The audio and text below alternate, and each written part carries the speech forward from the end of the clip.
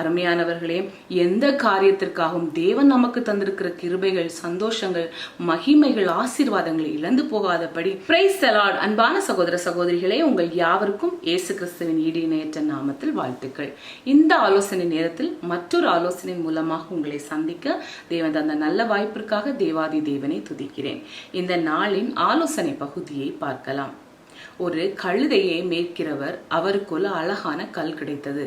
அந்த கல்லை, அதன் மதிப்பு என்ன, அதன் பெயர் என்ன என்பது கூட தெரியாததினால் ஒரு கயிறால் அந்த கல்லை கட்டி அந்த கழுதையின் கழுத்தில் அதை போட்டு விட்டார். வைர வியாபாரி இந்த கல்லை பார்த்துவிட்டு, உனக்கு என்ன வேண்டும் கேள், ஆனால் எனக்கு அந்த கல் வேண்டும் என்று கேட்டார். உடனே அந்த கழுதை மேய்க்கிறவன், எனக்கு ஒரு 2 ரூபாய் தர முடியுமா என்று கேட்டான்.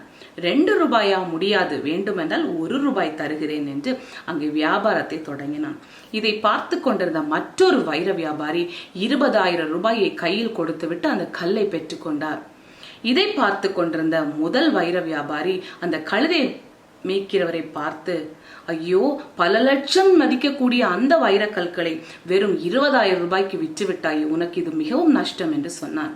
உடனே அந்த கழுதையை மேய்க்கிறவர் சொன்னார், இதன் மதிப்பு என்ன, இதன் விலை என்ன, இதன் பெயர் என்ன, எல்லாவற்றையும் தெரிந்த உமக்கு 1 ரூபாய்க்காக வியாபாரம் பேசி இந்த லட்சம் மதிக்கக்கூடிய இந்த வைரக்கல்லை விற்று விட்டீரே, ஒன்றுமில்லாமல் இருக்கிற எனக்கு இந்த 20,000 ரூபாய் மிகப்பெரிய லாபம் தான், உமக்கு தான் நஷ்டம் என்று சொன்னான்.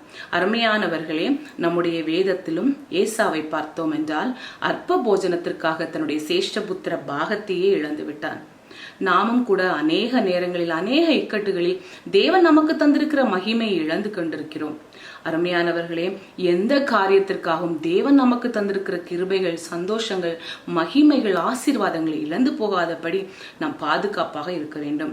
நம்முடைய வேத புத்தகத்தில் 2 கொரிந்தியர் 6ஆம் அதிகாரம் 1வது 2வது வசனத்தை வாசிப்போம்.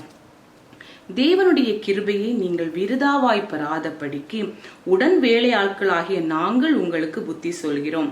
அனுக்கிரக காலத்திலே நான் உனக்கு செவி கொடுத்து இரட்சண்ய நாளிலே உனக்கு உதவி செய்தேன் என்று சொல்லி இருக்கிறாரே, இதோ இப்பொழுதே அனுக்கிரக காலம், இப்பொழுதே இரட்சண்ய நாள்.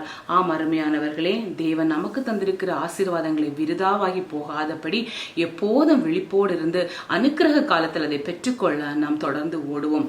மீண்டும் அடுத்த வாரம் வேறொரு ஆலோசனையோடு உங்களை நான் சந்திக்க இருக்கிறேன். தேவன் தாமே நாம் அனைவரையும் ஆசீர்வதித்து வழி நடத்துவாராக. ஆமேன்.